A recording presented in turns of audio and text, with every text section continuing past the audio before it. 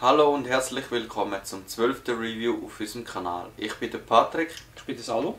Und heute stellen wir uns Anti-Fog-Gel von Breakthrough vor. Vorab ein Dankeschön an Gotcha GmbH, die uns ein Stück zur Verfügung gegeben hat, damit wir es austesten können. Info dazu findet ihr im Videobeschreibung. Breakthrough ist eine amerikanische Firma, die Pflegemittel, alles rund um Feuerwaffen vertreibt.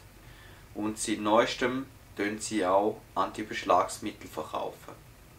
Das Set wird in einer Plastikverpackung geliefert.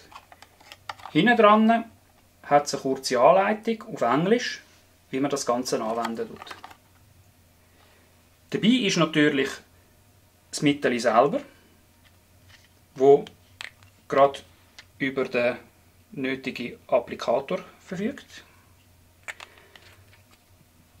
Und noch eine Art Mikrofasertuch, das man braucht, um das Mittel einzuarbeiten. Und das ist der Lieferumfang von dem Set. Wie man es anwenden tut, zeigen wir euch jetzt auch gerade schnell. Für das schaffen wir zuerst mal schnell kurz ein bisschen Platz. Wir zeigen euch das jetzt bei einer stinknormalen Korrekturbrille, werden aber nur das rechte Glas beschichten, weil wir nachher gerade auch einen Vergleichstest werden machen. Als erstes muss man die Gläser putzen. Das macht man halt ja, am besten mit einem Brillenputztüchli. Für die keine haben, die sie zwar bezweifeln, aber falls jemand kein Brillenputztüchli hat, gibt es auch von der Firma Breakthrough ganz praktische, gute Einwegtüchli, die man verwenden kann. Es ist wichtig, dass die Gläser sauber sind, weil sonst die Beschichtung nicht schön haften tut.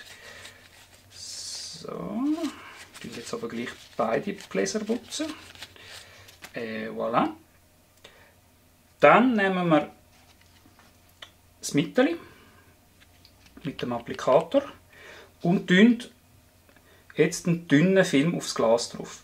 Ich empfehle zuerst einfach die eine Seite machen und erst nachher die andere Seite, damit man auch schön sieht, ob man auch überall etwas drauf hat. Wichtig ist, ein dünner Film benetzt, also es sollte keine freie Stelle haben. Dort, wo das Mittel nicht drauf kommt, dort wird es dann schlussendlich auch nicht wirken. So. Ist jetzt halt ein bisschen schwer, durchsichtig, weißer Hintergrund. Ich weiß nicht, ob ihr das jetzt auf dem Video seht, aber leicht benetzt. Dann nehmen wir das Tüchlein, das dabei ist, und tut das einreiben, bis einfach das Glas eigentlich wieder sauber und klar aussieht. Das wäre nichts gewesen, kann man sagen. Voilà. Das sollte okay sein. Dann machen wir noch die andere Seite. Da wieder leicht benetzen.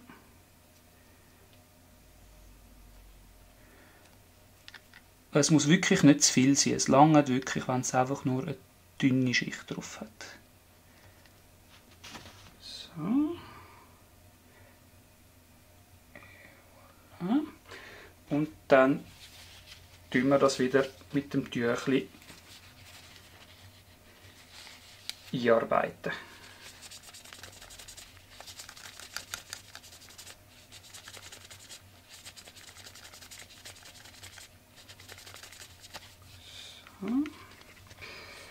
Ja, und so ist es eigentlich, das ist eigentlich schon gewesen. So tut man das Mittel drauf und wirkt dann eigentlich auch gerade ab sofort. Wie gut das wirken tut, probieren wir nachher jetzt gerade schnell aus. Für das tun wir aber die Location wechseln, für das gehen wir jetzt schnell noch mit anders hin. So, jetzt sind wir in der Küche angekommen und da machen wir eigentlich einen Härtetest mit kochendem Wasser und einem Antibeschlagmittel. Wenn wir jetzt hier die Brille drüber heben,